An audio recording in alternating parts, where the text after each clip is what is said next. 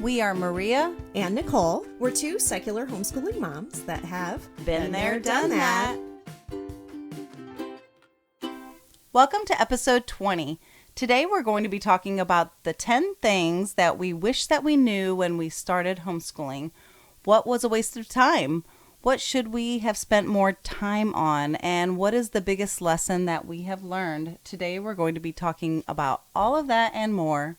And as usual, we want to stress that our podcast is an inclusive space for your everyday parents that are looking for education options. We are not here to convince you to homeschool. We want to stress that you need to do what works for your child and for your family. Every family is different.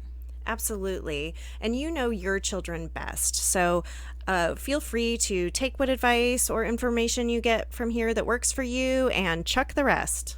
Good morning, Nicole. How's it going? Good morning, Maria. So we were just like looking through the news to like kind of find something to talk about in the beginning before we get into our episode. What should we talk about? Let's have a little banter. Yeah. Oh my gosh, and the news is like all depressing. So we were like, let's not use any of that. Let's see. Yeah, there's a lot going on in a lot of other countries that are a little we're going to stay away from politics. Yeah, for sure. But, you know, it reminded me of how cool it is when they do make like a new scientific discovery that makes the news, and like maybe it is something that's historic, an archaeology kind of thing that goes along with like something you've been learning. Right. Yeah, like several years ago, I remember we were doing like medieval times, and then all of a sudden they were doing like some parking lot construction project, and they found Richard III's remains. Oh my gosh. I know. Really? It was so cool. Do you remember that? No, I don't. Oh gosh, I'm sure I posted like all about it at the time, but oh, that's really cool. And I remember when we were actually studying space, and we were talking about the planets, and guess what? All of a sudden, Pluto is off. It got kicked out. So Pluto's a dwarf planet now. So. I know. And it made us, you know, we've always used that solar system song from Blue's Clues, you know, the sun's a bright star. And so we had to reconfigure the last line of that. We're like, and Pluto is the smallest planet. We're like, it's not really a planet anymore. Oh my gosh. Oh, poor Pluto. Poor Pluto. It's a dwarf planet. He exists still, but he's lost his category. He did. So his hierarchy. But I'm excited about today's episode. I know. We're doing a top 10 list. There are a lot of things that I wish I had known before I started homeschooling, so we have to share all of them. Oh my gosh, me too. And you know, perhaps you are a new homeschooling parent just starting to navigate this journey, and whether you have a young child just starting school or you're pulling your child out from a public or private school, be sure to check out our Getting Started in Homeschooling page, where we detail step by step how to get started. Right. Yeah. So I remember when the idea of homeschooling was brought up by a friend, and well, first off, I was a crunchy granola kind of mom. Me too. I was really holistic in the way I raised my kids. I nursed forever. I cloth diapered. I wore my babies everywhere. I didn't even own a stroller. drove my mom a little crazy, but that's what I did. But then the idea of homeschooling was brought up, and I was like, oh my gosh, absolutely no way. Ew. That is so weird. But then a friend from La Leche League, she suggested that I go to a homeschool. It was like a show and tell when, and then when I walked around, of course, I was wearing my baby, and it didn't take long for me to be convinced that this was absolutely the path that we needed to go. That's awesome. That's when I met some amazing homeschool teenagers. They looked me in the eye and talked to me about their passions, and I was absolutely hooked. I'm like, this is what I want for my kids. But boy, oh boy, I had no idea what I was getting into. If I could go back, there are so many things that I would tell my younger self. At the time, I didn't know anything about homeschooling, so that made it seem really overwhelming. So. Oh, yeah. I didn't know anything about homeschooling in the beginning. And in fact, I probably had a lot of really big ideas about homeschooling and opinions. I heard your stories. That were way off. You know how sometimes you think you know it all when you have like 1 3-month-old baby. You know everything. I'm telling you, when I was younger, as a young mom, I knew everything. Oh my gosh. Yeah, my kid's never going to do this, and I'm never going to. Yeah, right. Yeah, so I've mentioned obviously my story before where I was like at some party with a bunch of homeschoolers, and I was like, I think you need to be an experienced or certified teacher to homeschool your children. Luckily, that group did not turn on me like right then, but they graciously showed me the way. Yeah. So while the list of things I wish I had known before I started homeschooling is really large, today we are only going to be sharing those top 10. Yes, only top 10. You and I collaborated, and there's a lot of things that we've done. You know, we're very different homeschoolers. We're very different parents, but there's a lot of things that we agree on, and these things made the list. Yeah, so. let's get started. All right, awesome. So the first thing on the list would be to not compare yourself with others. And that can be hard, but you do not need to keep up with the public school, the private school, or anybody else's homeschool. Also, don't compare your child's accomplishments and failures or against any other child. They are individuals, and you know the old saying, don't judge a fish on its ability to climb a tree, because it's going to live its whole life believing that it's stupid and that it's a failure. A lot of people get really wrapped up in that. And it's easy to see what people post on social media with their perfect homeschool rooms and lives and all their kids' awards, and like think that that's reality. And it's not. It's a highlight reel. Like you put the happy fun stuff up. Right. And unless you plan to send your kids back, you really don't need to keep on track with what the public schools are doing anyway. Do your own thing. That's probably the biggest amount of advice that I can give a new homeschooler. There is no behind in homeschooling. And unless you're bound otherwise by the state laws, you can go at your own pace and on your own schedule. Oh, yeah, for sure, on your own schedule. It doesn't take all day to homeschool. Like, much of the time that children spend at school is spent in, like, transition periods, waiting, recess, lunch. And even though kids are at school for about 8 hours a day, they aren't actually doing schoolwork that whole time. So don't feel like you need to copy schools or another family's homeschool, too. Like, you know, homeschoolers are all different. So we have friends that are super tight with, like, a 9 to 2 schedule, and others who are done. So, you know, don't worry. If somebody else spends 6 hours a day and your kids are done in 2 or 3 hours, that's fine. Keep in mind that kids are learning all the time. Right, yeah. And we've talked about that before, where I've known some people over the years that as soon as they pull their kids out, they literally go and buy a school desk, like what you would find in a classroom, and they put it in their house because they feel like that's their idea. So, you know, a lot of what we're talking about here is just breaking free from that and just realizing that this is your life, your schedule. You know, we talked about in our schedules, routines, and rhythms episode about how it's important to work with those rhythms of your children. So anyway, so I would encourage you to celebrate the individuality of your child, your family, and your unique homeschool. You will all be much happier and content in the long run for sure. Yeah. So number 2, find your people. This was an absolute lifesaver to find like-minded friends when we were starting out. Yeah, we started off in the beginning with like great park day groups, and these were our bread and butter and our connection with everyone. And through the years, I mean, we camped together, we did co-ops together, any kind of clubs, groups. We started kind of through that original park day group, and we found lifelong friends. And our children grew up with their children, and these relationships have been so fulfilling and long-lasting. Right. I mean, we just had a mom's night out last week with a bunch of these moms who we've known since our kids were itty bitty. Right. And it's not just friends for your kids, obviously. It's friends with other parents, too, because no one is quite going to get to your daily struggles like another homeschool mom will. Right. And like you say, the park days, make podcasts together. Yeah, exactly. So, yeah, exactly what you're saying, though. You will question yourself a lot. Yeah, especially in the beginning, you know, that's a lot of that doubt just kind of sets in. And that's normal, and it's okay to feel like that. You just need to really find other homeschoolers, and they will encourage and they will support you.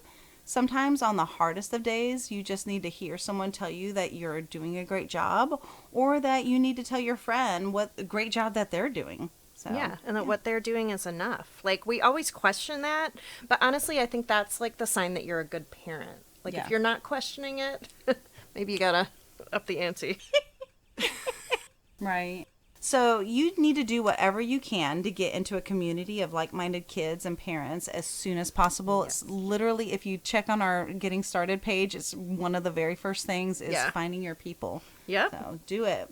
Yeah. So number 3, you do not have to follow a curriculum verbatim, and grades are not really that important. No. You are the one that's making your schedule. You're the one that gets to decide to omit mastered concepts. You can pick and choose what programs and resources that you're going to use. You can and you should skip things that don't work for you or your child. Like I see a lot of people online looking for, oh, where can I find this, 6th grade textbook, that they used in school. You don't have to use those if you don't want. In fact, like that's part of the thing I love about homeschooling is I like to hand pick curriculum for my kids. Right. Yeah, exactly. They're all different. They're all going to learn differently. And, over the years, I've covered this on one of our episodes where I've written a lot of my own curriculum, that year of music. I still have it in the back of my head that I want to really put that together for other people to use. But you totally we'll see. We'll see how that goes. So it's one of the greatest things about homeschooling, like Nicole said. I also want to emphasize that grades aren't everything. Does your boss care what your GPA was when you were in school? Of course not. This kind of thing holds no meaning once you're out of school. Yeah. I just finished this book by Felicia Day. She's a popular YouTube star and actress that also happened to be homeschooled. And in college, she was there fairly young, and she was a total perfectionist. And she tells a story about how she was taking this really hard math class that's known for being the hardest math class there is there. And she had a professor of this class tell her, it's okay to take a B. He's like, no one cares about your 4.0. Like, you don't need to kill yourself for a grade. Nobody in your future life is going to care. Yeah, exactly. Like, what happened? And what's the saying? C's get degrees too.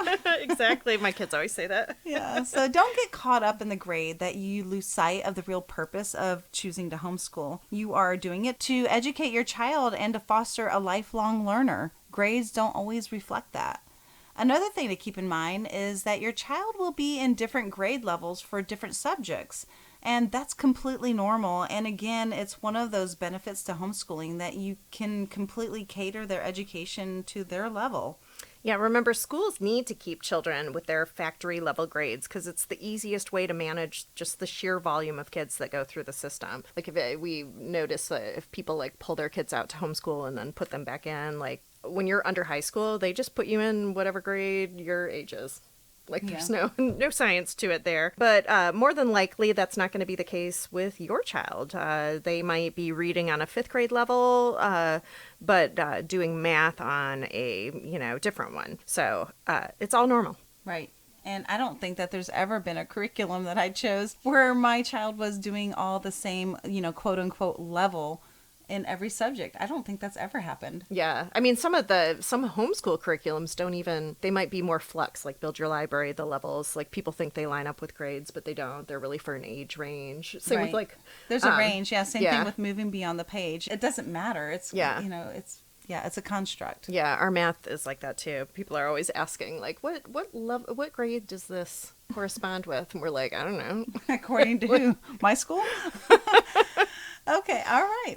So just a reminder that this is a weekly episode. We drop one every Thursday morning just for you.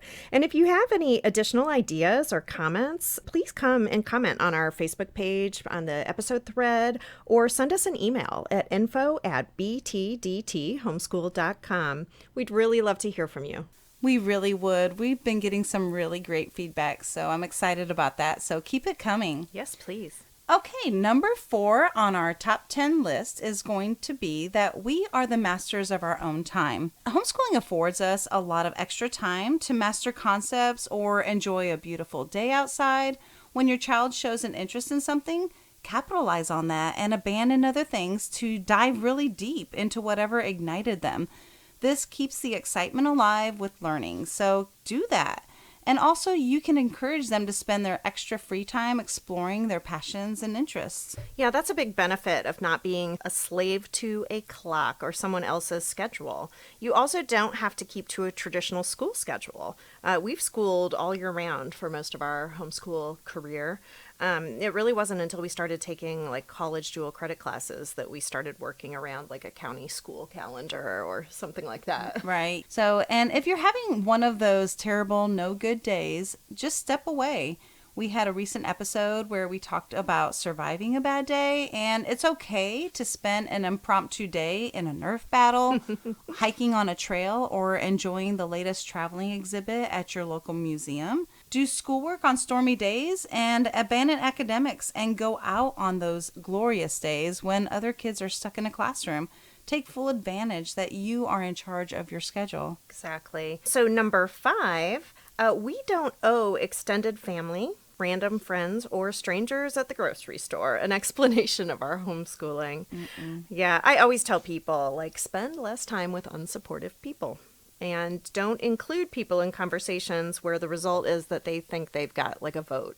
Right. And they may try to quiz your child on fractions or stress you out with socialization questions every single time you see them.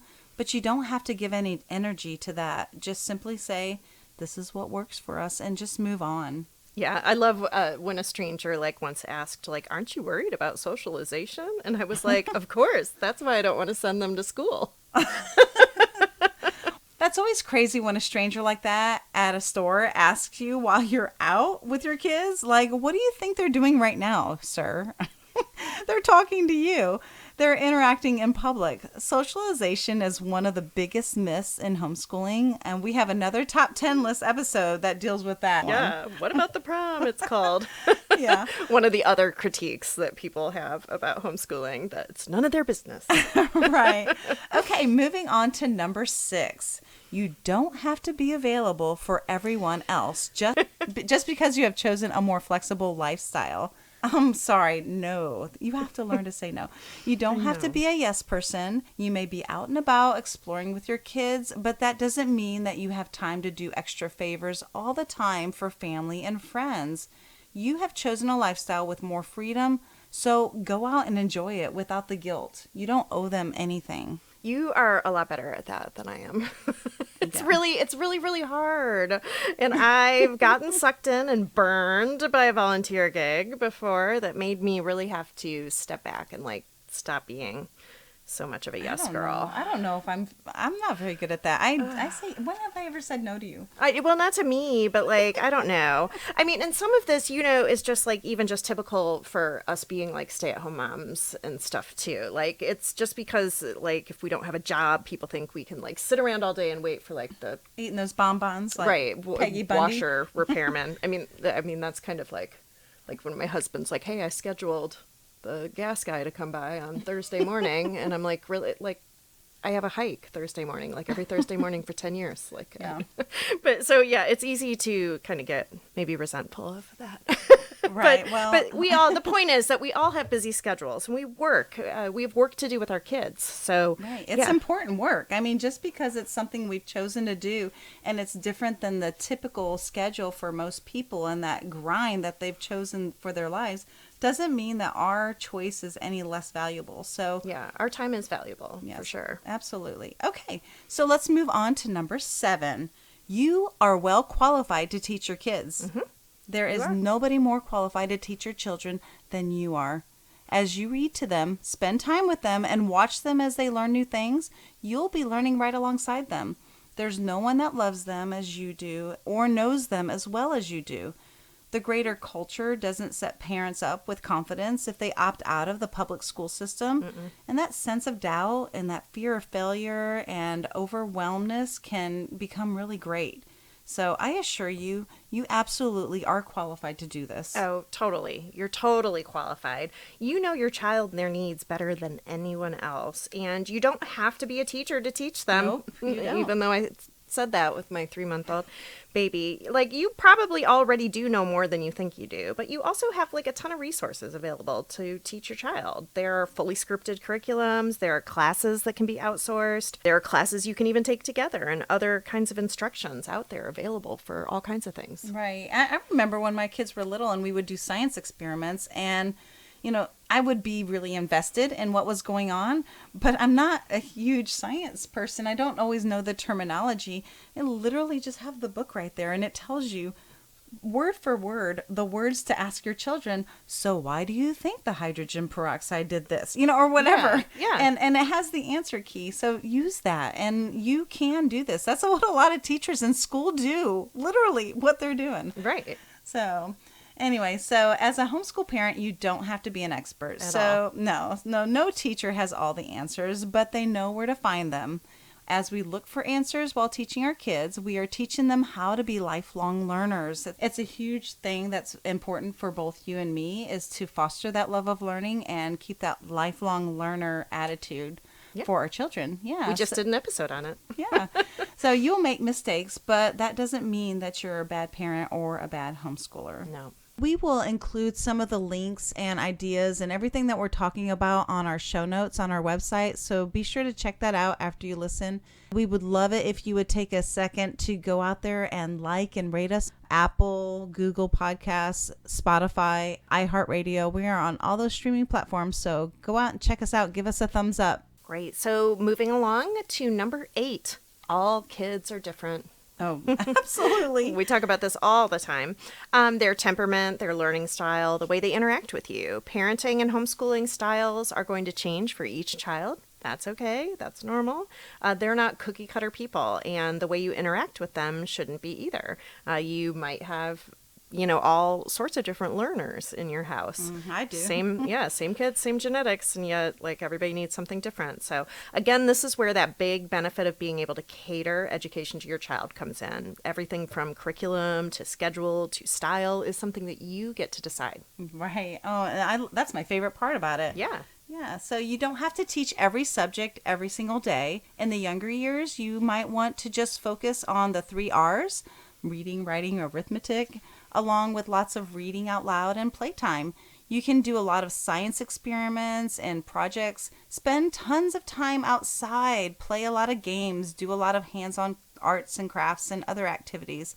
Find what works for your special, unique child and do that. Yep. And number 9, which kind of goes along with that, is that relationships are more important than your academics. Yeah. Don't get wrapped up in this teacher-student hard mentality. Remember that we're first parent and child, and we're here to shape and guide and grow these precious little beings. Some who end up turning to homeschool from maybe a traumatic school situation, they might need some extra time just being nurtured.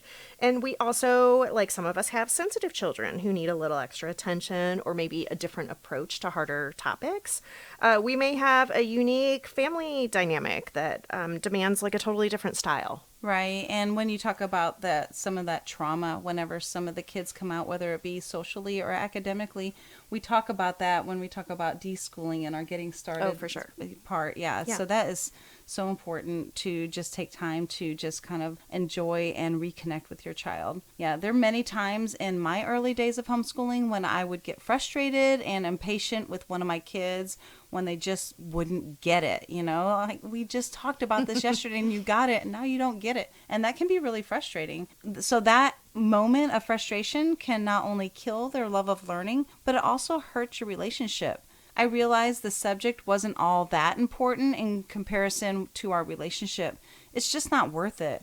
We talked about it in the Surviving a Bad Day in episode 16. Yeah. Just walk away. It's not worth it. You need to just abandon ship. These moments of frustration are awful and you're not going to get any work done. Go get a boba tea, play a board game, or head to the museum. You're going to have bad days. We all have them. Yeah, we are all human and we're going to mess up. We're going to lose our cool. Do your best to learn from the situation and just do better the next time. Yeah. Yeah, when things go really bad or you're not feeling like you made a good choice to homeschool, you just need to stop and remember all the reasons why you're chosen this path. Look at the big picture and know that this too shall pass. Yep. I mean, hopefully at the end, you'll end up with kids who really appreciated this approach. That's the goal. We'll let you know when that happens. I'm joking. You do start seeing it as they... I do. In spurts. I mean, in spurts between the usual teenage stuff. But now with kids in college, it does sometimes really come back that we did make the right choice here. Right. Oh yeah. They're great people. Yeah, absolutely. It is coming back around. I mean, it's up and down. I mean, it's not a perfect world, and so we are working through it too. So yeah. Okay, so now we are on the 10th thing. So the 10th thing that we wish that everybody would know and make sure the importance of is reading. Yeah. Reading to our children was the single most important thing that I did in my homeschool. Me too. Yeah, even older students benefit from being read to. I feel like we talk about this in pretty much every episode, but it's because it's true. It is. And it doesn't have to be boring school books. We enjoyed everything, all kinds of styles, authors, genres. So it's just, it cannot be emphasized enough. There's so many studies that are done that talk about the importance of really getting children to enjoy good literature. Right. We talked previously about the actual science and results behind reading to your children. Like it's definitely a real thing. It's not just right. We want to do it. Like it has actual results. And we place a lot of emphasis on reading in my house too. I come from a long line of avid readers. My grandma was a librarian in a children's library. I read every day. We use a literature-based curriculum. Mm-hmm. I'm already 17 books into my Goodreads challenge for 2023. You're such a show-off. Oh my gosh, I am not. When you model reading to your child and when you read to them, you are instilling a lifelong love of reading, which in turn creates lifelong learners. Yep, exactly. Yeah.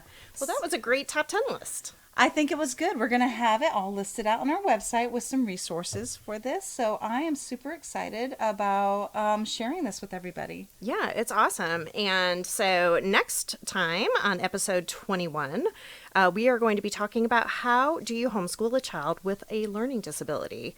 What are the most common learning disabilities? How do I homeschool a child with a learning disability? And will having a learning disability hold my child back? Yeah, we're going to have a lot of great resources to help people that are struggling with this. And it's a very real thing. And actually a lot of people choose to homeschool because their child needs, a little bit. Yeah, extra help and extra attention. So, yeah. So, okay. All right. Well, we'll see you next soon. time. Bye-bye. Bye. Cheers. Be sure to check us out on our website at btdthomeschool.com, as in been there, done that, btdthomeschool.com. You can join our mailing list and get news and updates on future podcasts, and be sure to subscribe on your favorite podcast platform and follow us on social media, Facebook, Instagram, Twitter, TikTok at the BTDT Been There, Done That Homeschool Podcast.